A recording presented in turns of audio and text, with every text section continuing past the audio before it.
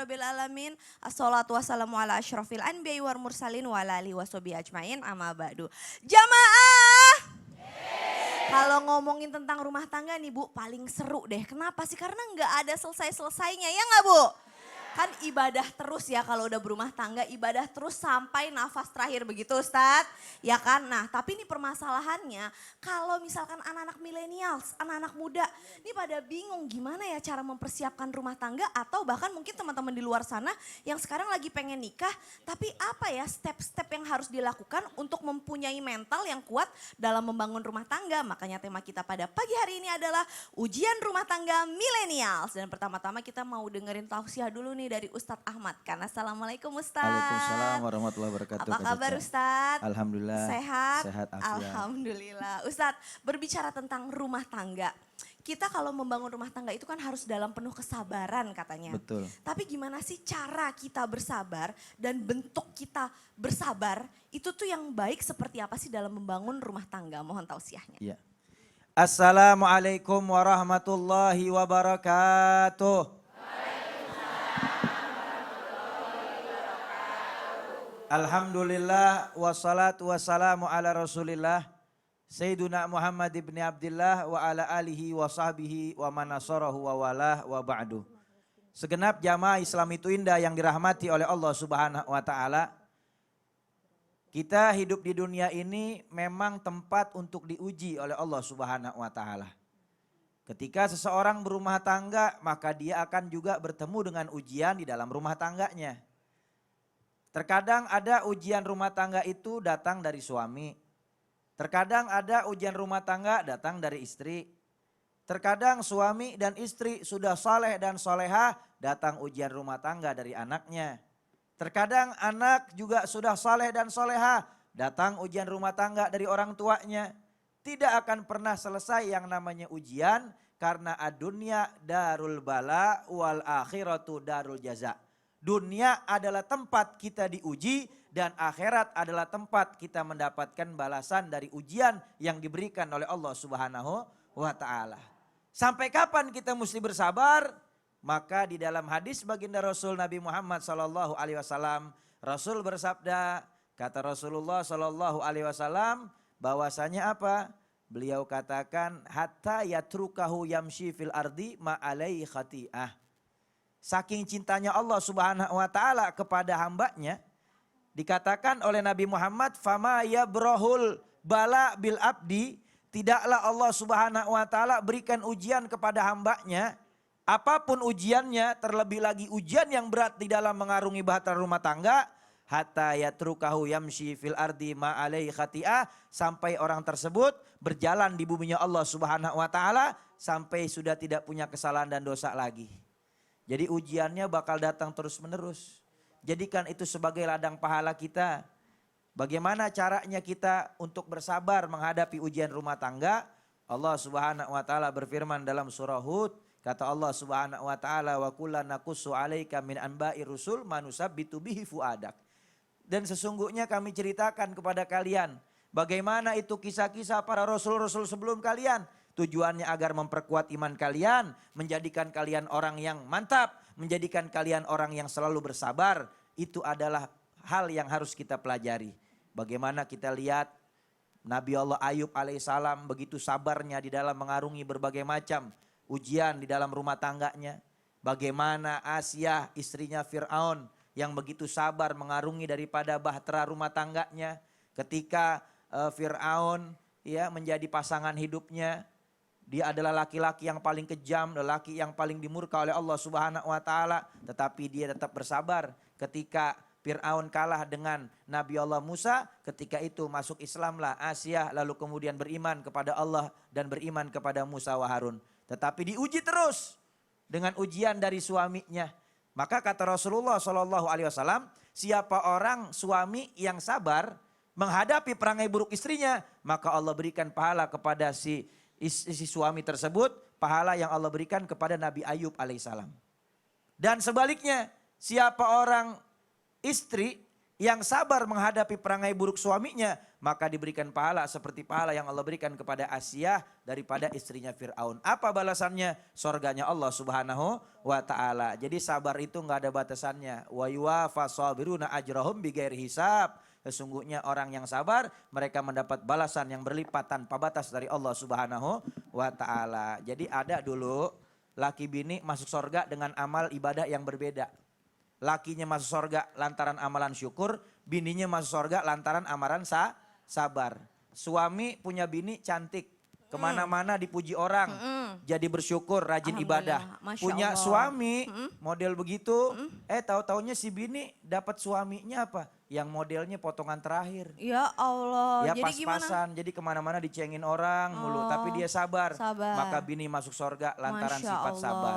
Oh gitu, jadi memang semua punya porsinya masing-masing Betul. untuk masuk ke surganya Allah, Pasti insya Allah dengan harus punya rahmatnya dua Allah. sayap dalam rumah tangga, syukur sama sabar. Baik, jazakallah khair, terima kasih banyak. Sama-sama, Kak. Kasih tepuk tangan dulu dong Bu, buat Ustadz Ahmad kami, Masya Allah. Harus bersyukur dan bersabar, intinya kuncinya adalah di situ. Gimana caranya kita bisa menyatukan itu, insya Allah nanti rumah tangganya jadi berkah dunia akhirat ya Bu.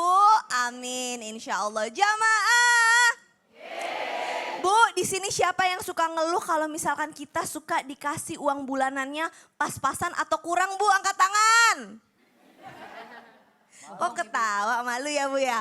Tapi kalau dikasih uang jajan yang pas-pasan itu gimana rasanya Bu? Hah?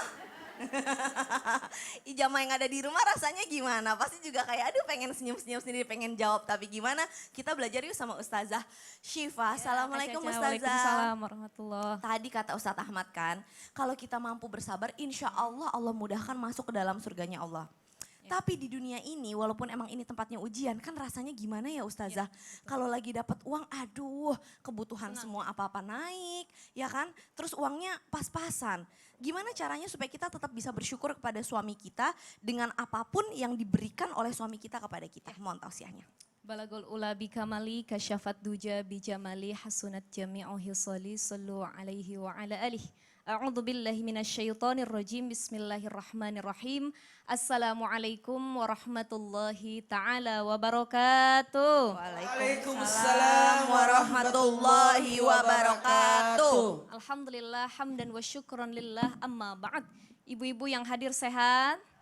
Alhamdulillah. Ibu-ibu semua jamaah Islam itu indah dan pemirsa yang ada di rumah mudah-mudahan dalam lindungan Allah Subhanahu wa taala. Berbicara tentang nafkah yang sedikit. Istri itu adalah tanggungan dari suami. Makanya dalam hadis riwayat Muslim disebutkan, fattaqullaha fin nisa fa innakum akhadhtumuhunna bi amanillah wastahlaltum furujahunna bi kalimatillah. Takutlah engkau, bertakwalah engkau kepada Allah dalam hal urusan wanita. Karena menjadikan wanita sebagai istri itu bukan hal yang mudah, penuh tanggung jawab. Bikalimatillah, dengan kalimat Allah. Begitu juga dengan hal nafkah. Kalau ada istri yang tidak dinafkahkan oleh suaminya, maka berdosa suaminya. Betul atau tidak? Bu, ibu, ngomong-ngomong masalah nafkah, ibu-ibu kalau dikasih suami sehari berapa? Ada yang 5 juta sehari?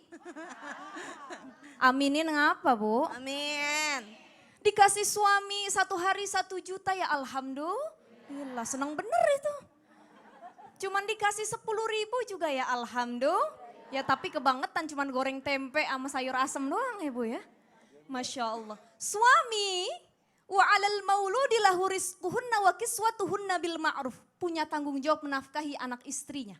Jadi nafkah itu sama istri bukan hanya untuk belanja saja. Pakaiannya, lipstiknya, bedaknya, buat ke salonnya, betul nggak? Jadi ada 2 ciri suami yang kadang-kadang memberi nafkah sedikit. Pertama bisa jadi karena suaminya pelit. Dalilnya mana? Dalilnya pernah ada kisah hadis Rasulullah, ini namanya Hindun binti Utbah. Istri dari Abu Sufyan, dia datang kepada Rasulullah mengeluhkan, wahai Rasulullah, suamiku ini pelit. Dia tidak pernah memberi kebutuhan kepada aku dan anak-anakku padahal duitnya banyak. Harta warisannya banyak. Apa yang harus aku lakukan ya Rasulullah?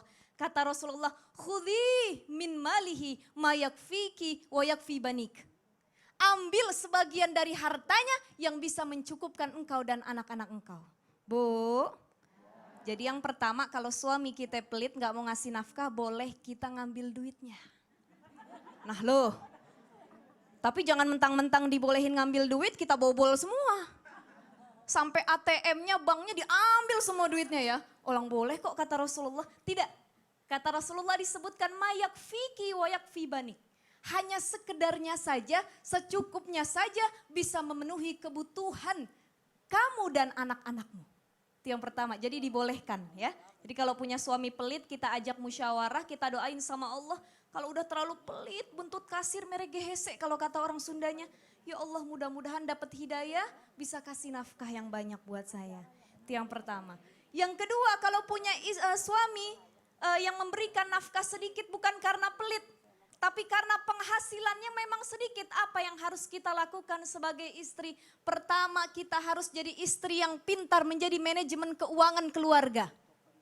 Dikasih uang belanja cuma 20.000, bagaimana caranya suami kita tetap makan enak, anak kita tetap makan enak, ini baru. Ini manajemen keuangannya bagus dalam keluarga.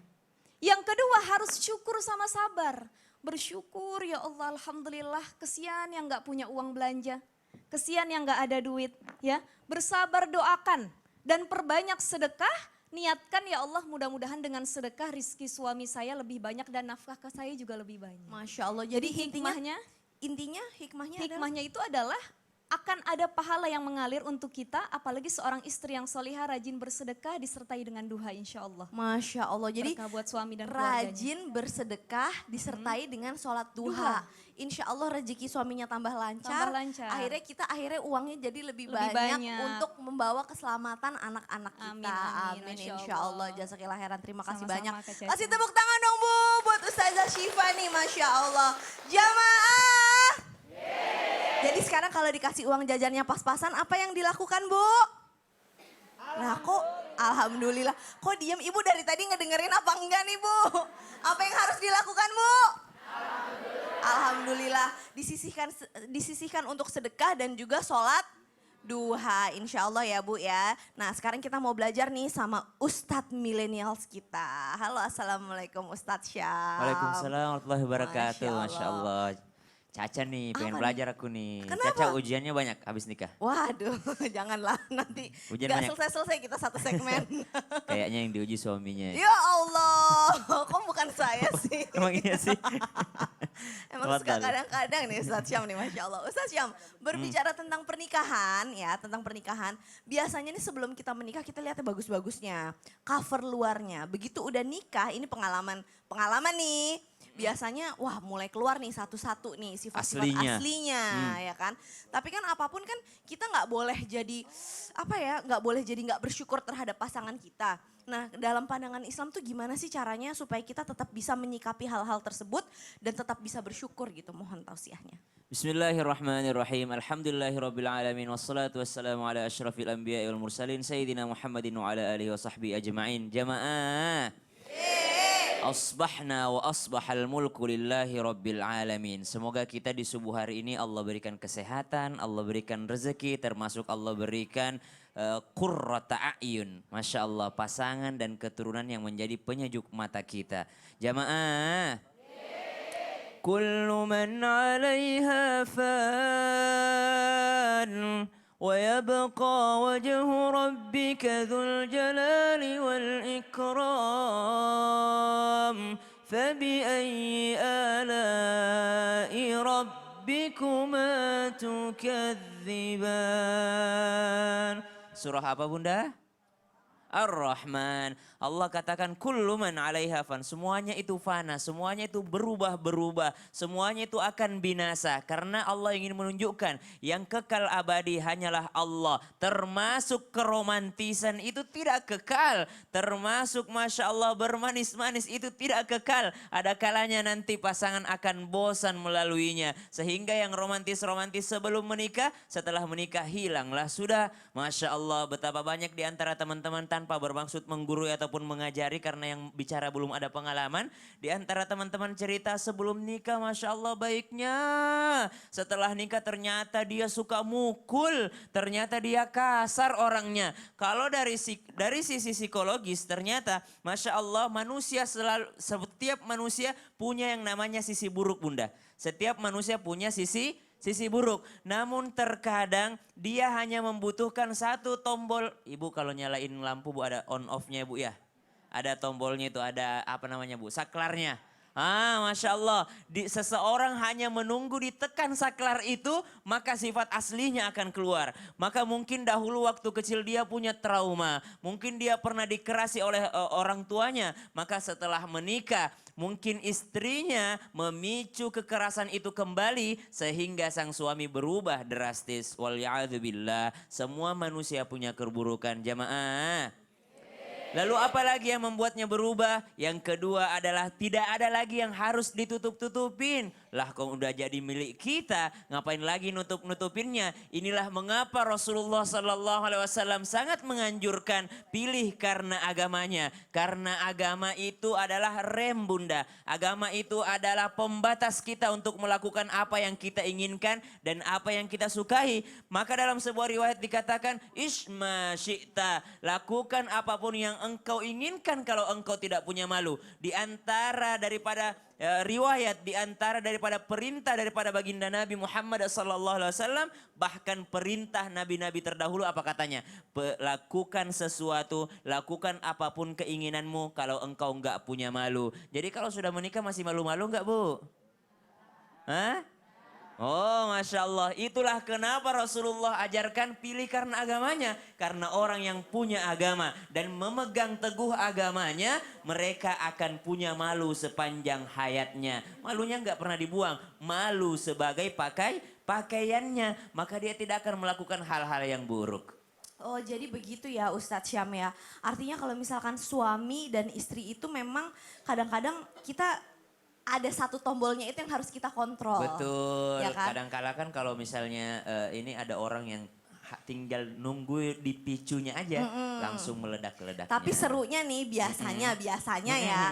Nanti pas udah nikah kan udah kelihatan tuh yang nggak baiknya. Aslinya. Nanti ketemu jalan tengahnya, enaknya tuh gimana sih? Oh dia maunya gimana, aku maunya gimana. Masya Allah. Habis itu enak lagi Oh, biasanya. Masya Allah, Bukan begitu Bu? tabarakallah. Ibu sekarang enak kan dalam rumah tangga Bu? Alhamdulillah, makanya segeralah Ustadz Syam. Insya Allah. Amin, doain ya Bu. Tamini. Amin, Insya insya Allah, amin. Jazakallah khair, terima kasih banyak. Kasih tepuk tangan dulu dong Bu buat Ustadz Syam nih, Masya Allah. Jamaah. Nah insya Allah sebentar lagi kita akan menjawab pertanyaan-pertanyaan dari jamaah yang ada di rumah dalam segmen Tanya Dong Ustadz. Nah tapi sebelumnya nih saya mau nanya sama Ustadz Maulana. Ustadz Maulana, yang namanya ujian kan macam-macam. Kan rumah tangga, rumah yang bertangga. Berarti ujiannya bertangga-tangga. Ada dari ekonomi, Iya. ada dari pasangan, Ah. ada yang dari menunggu keturunan yang cukup lama. Menunggu keturunan, itu pun ujian. Itu ujian. Begitu udah dapet keturunan, Masya Allah seneng. Ya senang banget. Tapi ternyata maaf banget nih Qadarullah, anak ini punya kekurangan. Nah, Oh itu gitu. gimana Ustaz? Nah, buat semuanya jamaah yang di rumah, jangan kemana-mana, kita akan bahas kali ini ujian menunggu keturunan, lalu dapat keturunan tapi tidak sesuai harapan. Mau tahu? Mau. Kita akan bahas sesaat lagi. Jadi jangan kemana-mana, tetap di Islam itu indah. Jamaah. Oh jamaah. Alhamdulillah. Subhanallah walhamdulillah